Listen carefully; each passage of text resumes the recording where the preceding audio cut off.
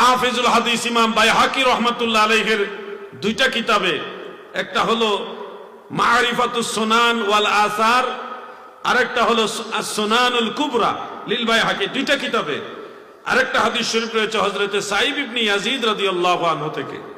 সেখানে উল্লেখ রয়েছে কানু ইয়াকুমুনা ফি আহদ উমর ইবনুল খাত্তাব রাদিয়াল্লাহু আনহু বি20 রাকাতান।